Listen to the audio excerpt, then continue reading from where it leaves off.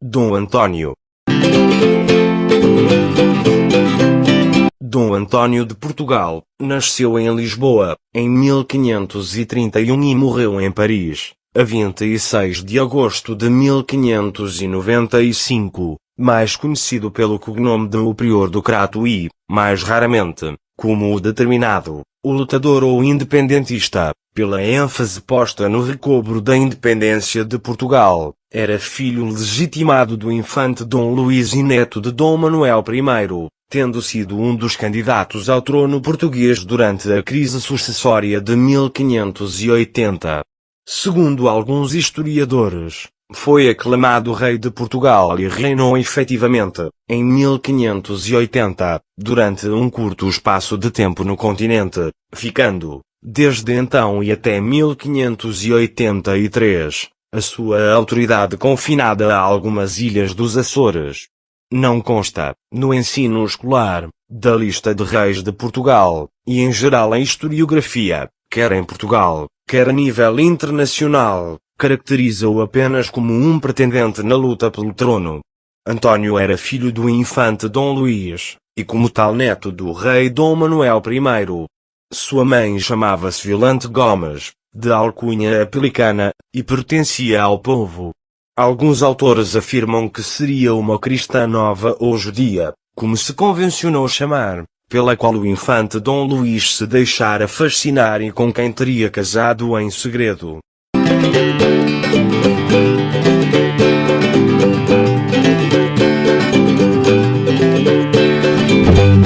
Foi precisamente em virtude de ser conhecido como um bastardo e filho de cristã nova, embora esta última afirmação não se possa ter por verdadeira, que a sua pretensão ao trono foi considerada inválida. Ademais, o seu pai fora também prior da Ordem do Crato, o que o impedia de contrair matrimónio válido sem que antes obtivesse dispensa papal. António foi discípulo de Frei Bartolomeu dos Mártires em Coimbra e entrou para a Ordem dos Hospitalários, cujo prior era o seu pai. Em 1574 foi governador da Praça Norte-Africana de Tanger e em 1578 acompanhou o rei Dom Sebastião na campanha em Marrocos. Feito prisioneiro na Batalha de Alcácer Quibir, conta-se que conseguiu a libertação com o recurso à astúcia. Quando lhe perguntaram o significado da cruz de São João que usava, respondeu que era o sinal de uma pequena mercê que tinha obtido do Papa, e que a perderia se não voltasse até 1 de janeiro. O seu captor, pensando que se tratava de um homem pobre, permitiu a sua libertação em troca de um pequeno resgate. Quando regressou a Portugal em 1578, Dom António reclamou o trono. Pretensão esta que acabou por lhe ser negada por não ser reconhecido como filho legítimo, acabando por ser aclamado o seu tio Dom Henrique. A 23 de novembro de 1579, uma carta régia retira a Dom António a nacionalidade portuguesa, os seus bens são confiscados e é expulso do reino. Era conhecida a antipatia do cardeal que foi encarregado em Évora da sua educação e se empenhou para que este seguisse a vida eclesiástica.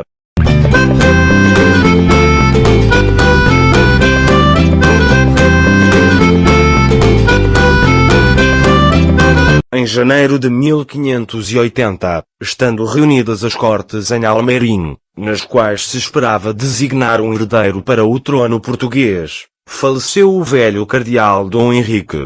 Uma junta governativa, constituída por 5 governadores, assumiu a regência do reino. O trono português era então disputado por diversos pretendentes.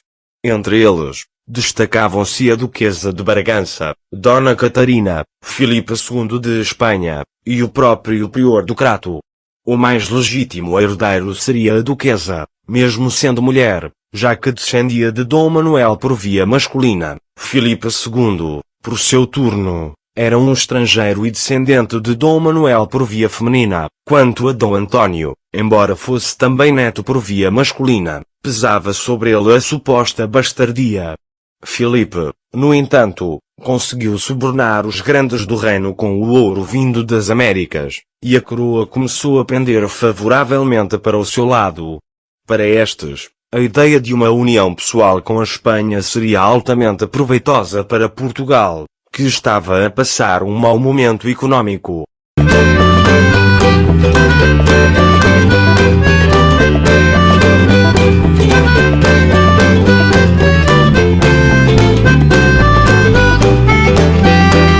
Dom António procurou seduzir o povo para a sua causa, à semelhança da situação vivida durante a crise de 1383 a 1385.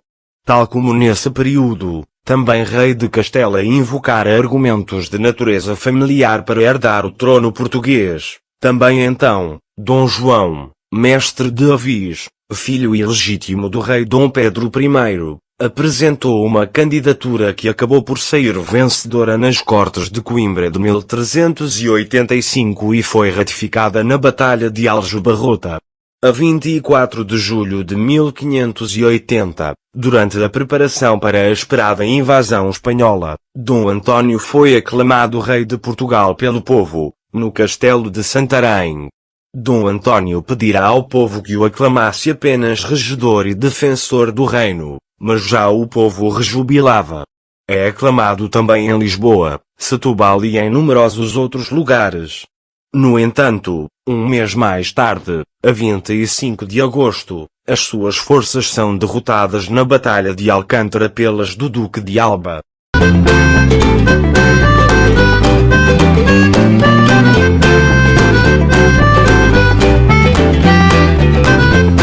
Tendo sobrevivido ao combate, Dom António foge para o norte, com as tropas de Sancho de Ávila a persegui-lo até Viana do Castelo.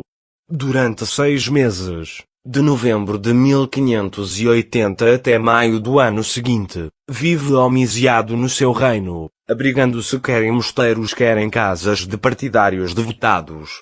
De junho a setembro de 1581 está em Inglaterra, na corte de Isabel I, procurando ali em vão auxílio militar, e em seguida dirige-se à França. Em 1582 está na Ilha Terceira, nos Açores, que havia tomado o seu partido e de onde continuou a governar. Era reconhecido apenas localmente, de modo que, em Portugal continental e na Madeira, o poder passou a ser exercido por Filipe II de Espanha, reconhecido oficialmente pelas Cortes de Tomar de 1581 como Filipe I de Portugal.